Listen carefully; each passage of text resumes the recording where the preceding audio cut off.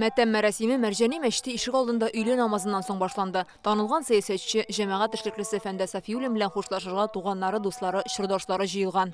Безнең татар дөньясында бик зур фигура. Аның эшләгән эшләрен искә ала башласаң да бик күп вакыт кирәк булыр иде.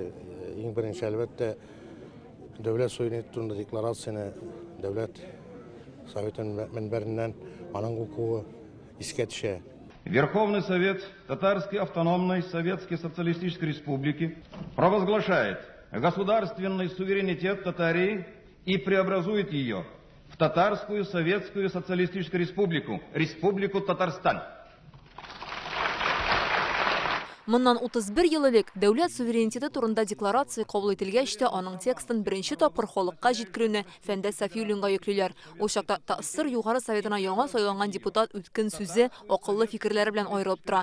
Аның кайбер тәкъдимнәре Конституциядә дә урын ала. Көчлерәк статьяны берсен үткәреп булды. Дәүләтләр һәм халыклар арасындагы бәхәсләрне хәл итү чарасы буларак көч куллануны һәм сугышны Татарстан Республикасы кире кага. Татарстан Республикасында сугышны пропагандалар тыела.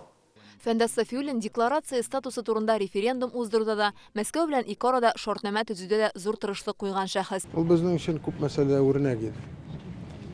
Ул чактагы югары советта утырышлары урыс телендә генә алып барылалар. Алар менә Фәндә Сафиуллин, Фәүзия Байрамова, Марат Мулюков, күп кенә татар жанлы депутатлар фикерендә менә йөртеп тавышка куйдырып, ике дәүләт теле булырга тиеш безнең республикада дип, шуннан бирле менә татар теленә өйрәнүче кешеләр саны артты, игътибар артты.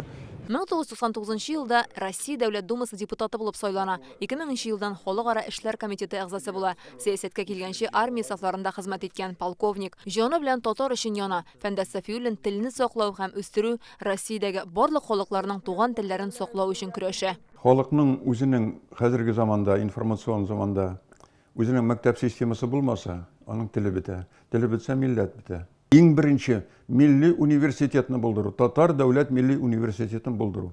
Бу турыда Конгрессның 1997 елда кабул ителгән резолюциясе бар. Үтәлми калды.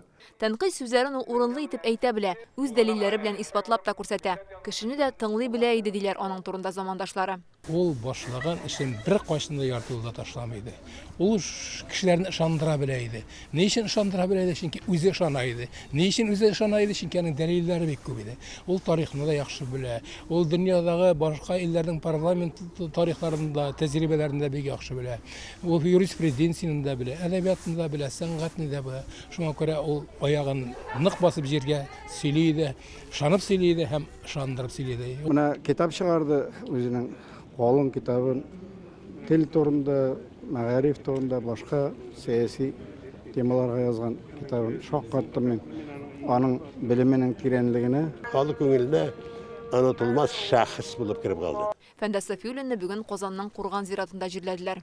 Фәйрүзә Мәҗитова, Вадим Илларионов, Яңа Гасыр каналы.